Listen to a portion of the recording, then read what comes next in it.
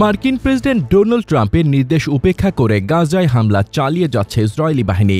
গাজায় যুদ্ধ বন্ধে ২০ দফা পরিকল্পনায় হামাস আংশিকভাবে সম্মতি জানানোর পর ট্রাম্প ইসরায়েলকে বোমাবর্ষণ বন্ধ করতে বলেছিলেন, কিন্তু তা যেন কানেই তুলছে না ইসরায়েল।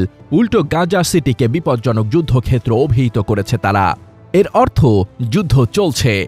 তাহলে কি নেতানিয়াহুর ওপর নিয়ন্ত্রণ নেই ড্যাডি ট্রাম্পের? এ অবস্থায় প্রশ্ন উঠছে, কবে যুদ্ধবিরতি আসবে গাজায়? আদৌ কি যুদ্ধবিরতির মুখ দেখতে পাবে গাজাবাসী?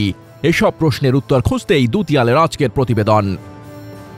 যুদ্ধ, সহিংসতা, রাজনীতি, কূটনীতি সহ বিশ্বব্যাপী ঘটে চলা আলোচিত সব ঘটনা প্রবাহের বিশ্লেষণ ও বিস্তারিত জানতে সাবস্ক্রাইব করে দুতিয়ালের সাথেই থাকুন। কমেন্ট বক্সে জানান আপনার মূল্যবান মন্তব্য।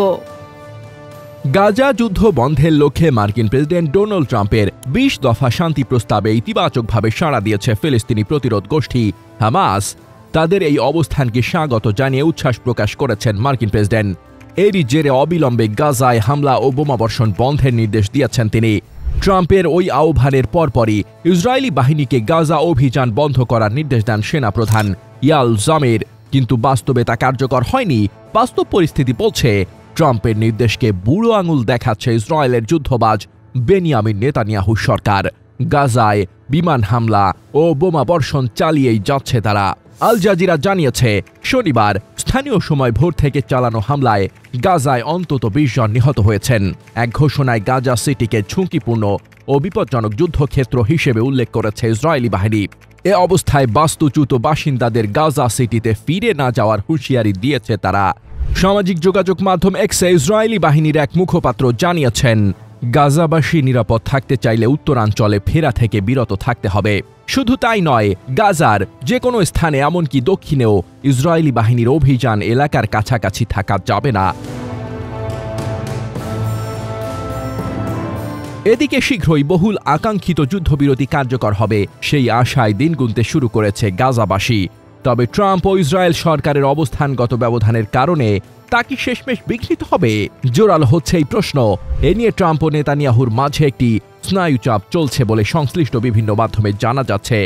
নেতানিয়াহু ভেবেছিলেন ফিলিস্তিনি যোদ্ধাদের প্রতিক্রিয়া নিয়ে যুক্তরাষ্ট্র ও ইসরায়েল একসাথে প্রতিক্রিয়া জানাবে, কিন্তু ট্রাম্প আগেভাগেই উচ্ছ্বাস প্রকাশ করে ফিলিস্তিনি যোদ্ধাদের প্রতিক্রিয়াকে স্বাগত জানানোয় অস্বস্তি বোধ করছেন নেতানিয়াহু। এক্সিওসের সাংবাদিক বারাক রাভিদ বলেন, ট্রাম্পের ইতিবাচক প্রতিক্রিয়ার কারণে ইসরায়েল সম্ভবত অখুশি হবে, কারণ ফিলিস্তিনি প্রতিরোধ গোষ্ঠী ট্রাম্পের প্রস্তাবের সব দফার বিষয় সায় দেয়নি।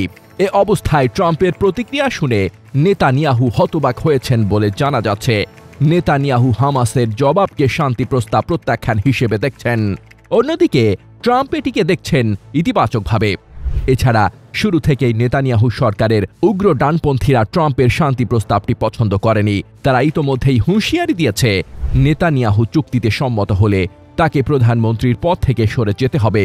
ফলে শেষ পর্যন্ত ট্রাম্প নেতানিয়াহুকে চুক্তিতে রাজি করাতে পারবেন কিনা তা এক বড় প্রশ্ন। যুদ্ধবিরতি কার্যকর হওয়া না হওয়া নির্ভর করছে আরও অনেক কিছুর ওপর। ট্রাম্পের ২০ দফা প্রস্তাবের সবগুলো ব্যাপারে রাজি নয় বলে জানিয়েছে হামাস। স্বাধীন ফিলিস্তিন প্রতিষ্ঠা, ইসরায়েলি সেনা প্রত্যাহারের আগে গাজা নিরস্ত্রীকরণ সহ বেশ কিছু ইস্যুতে সমঝোতায় পৌঁছাতে আলোচনায় প্রবেশ করতে রাজি তারা। সব মিলিয়ে এখনো কাটেনি অনিশ্চয়তার মেঘ। News desk, দুতিয়াল।